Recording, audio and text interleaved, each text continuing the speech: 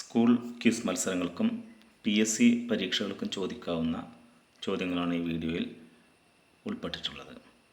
Hiroshima Nagasaki quiz. Hiroshima Nagasaki എന്നീ പട്ടണങ്ങൾ ഏത് രാജ്യത്താണ്? ഹിരോഷിമ നാഗസാക്കി എന്നീ പട്ടണങ്ങൾ ഏത് രാജ്യത്താണ്? ഉത്തരം ജപ്പാൻ. ജപ്പാനിലാണ് ഹിരോഷിമ നാഗസാക്കി എന്നീ പട്ടണങ്ങൾ സ്ഥിതി ചെയ്യുന്നത്. ഏത് യുദ്ധത്തിലാണ് അമേരിക്ക ഹിരോഷിമയും നാഗസാക്കിയും ആക്രമിച്ചത്? ഏത് യുദ്ധത്തിലാണ് അമേരിക്ക ഹിരോഷിമയും നാഗസാക്കിയും ആക്രമിച്ചത്? ഉത്തരം രണ്ടാം ലോകമഹായുദ്ധത്തിൽ. എന്നാണ് രണ്ടാം ലോകമഹായുദ്ധം നടന്നത്? എന്നാണ് രണ്ടാം ലോകമഹായുദ്ധം നടന്നത്?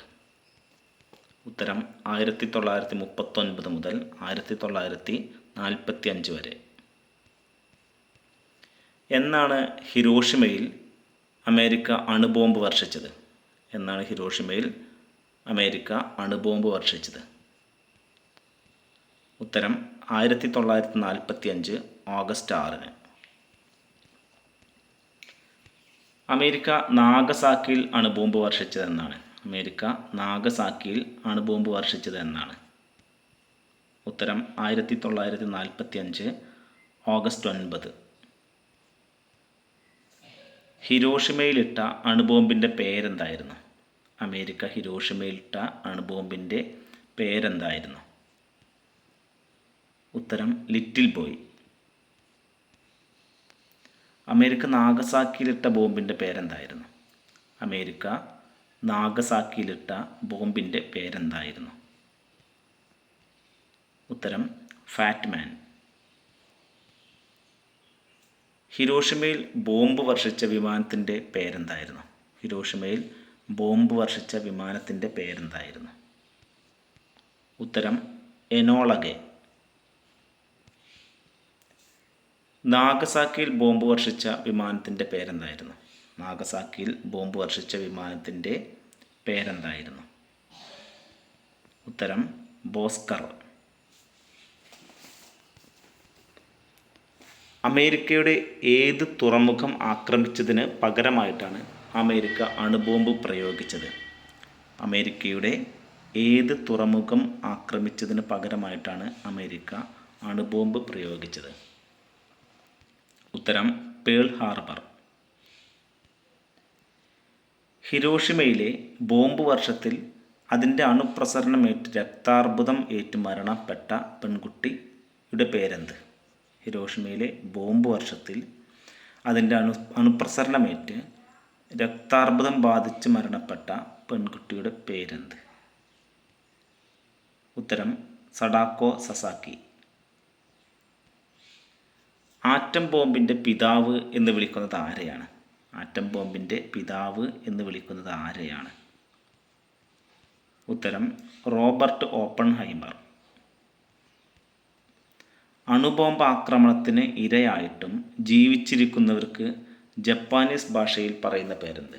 അണുബോംബ് ആക്രമണത്തിന് ഇരയായിട്ടും ജീവിച്ചിരിക്കുന്നവർക്ക് ജപ്പാനീസ് ഭാഷയിൽ പറയുന്ന പേരെന്ത്? ഉത്തരം ഹിബാക്കുഷ. ഹിബാക്കുഷ എന്ന ജപ്പാനീസ് വാക്കിൻ്റെ അർത്ഥം എന്താണ്? ഹിബാക്കുഷ എന്ന ജപ്പാനീസ് വാക്കിൻ്റെ അർത്ഥം എന്താണ്? ഉത്തരം സ്ഫോടന ബാധിത ജനത. 1000 കൊക്കുകളും ഒരു ശാന്തിപ്രാവും എന്ന പുസ്തകത്തിൻ്റെ രചയിതാവാര്? 1000 കൊക്കുകളും ഒരു ശാന്തിപ്രാവും എന്ന പുസ്തകത്തിൻ്റെ രചയിതാവാരാണ്? ഉത്തരം പ്രൊഫസർ S. ശിവദാസ്. ശാന്തിയുടെ നഗരം എന്നറിയപ്പെടുന്നത് ഏത്? ശാന്തിയുടെ നഗരം എന്നറിയപ്പെടുന്നത് ഏത്? ഉത്തരം ഹിരോഷിമ. യുദ്ധവും സമാധാനവും എന്ന പ്രശസ്ത കൃതിയുടെ രചയിതാവാര്? യുദ്ധവും സമാധാനവും എന്ന പ്രശസ്ത കൃതിയുടെ രചയിതാവാര്? ഉത്തരം ലിയോ ടോൾസ്റ്റോയി.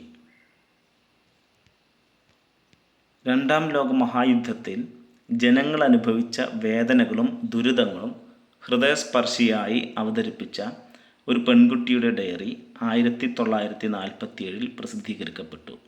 ആരുടെ ഡയറിയാണത്?